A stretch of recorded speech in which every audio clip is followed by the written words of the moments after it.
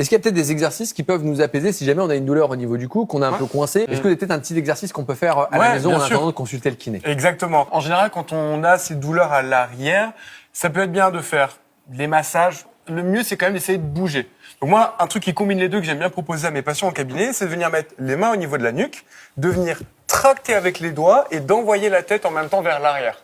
Et donc en fait, les mains viennent coulisser et viennent glisser le long du cou vers l'avant. Et en même temps, on fait bouger la tête vers l'arrière pour essayer de mobiliser comme ça en extension. La seule et unique raison pourquoi vous allez recevoir de la thérapie manuelle en clinique à la fin de votre consultation, c'est pour vous soulager. C'est vraiment juste le fait d'avoir un soulagement temporaire pour être capable de rester plus actif, en essayant de rester dans une zone confort-inconfort, puis en évitant les amplitudes de mouvement qui font mal pour accélérer les processus de guérison et éviter que les spasmes musculaires prennent trop de place, voulant maladroitement protéger cette région-là. Oui, exactement. Ça, j'aime bien le montrer. On parlait tout à l'heure du torticolis ou quand on manque un peu de mobilité. Si par exemple vous sentez que vous êtes un peu bloqué, vous pouvez plus tourner la tête à gauche. Souvent, il y a un côté qui est bien bloqué. Avec l'irritation facétaire, qui est une sous-catégorie de la douleur non spécifique, vous allez avoir de la difficulté à tourner d'un côté, le côté droit ou le côté gauche. Avec le pseudo-torticolis, vous allez avoir la tête droite, mais incapable de bouger dans la majeure partie des directions. Et le vrai torticolis, c'est vous allez avoir la tête croche de ce sens-là ou de ce sens-là, parce qu'il y a tellement de space musculaire que ça donne l'apparence que vous êtes croche. Vous la mettez au niveau du cou, là où vous vous sentez bloqué.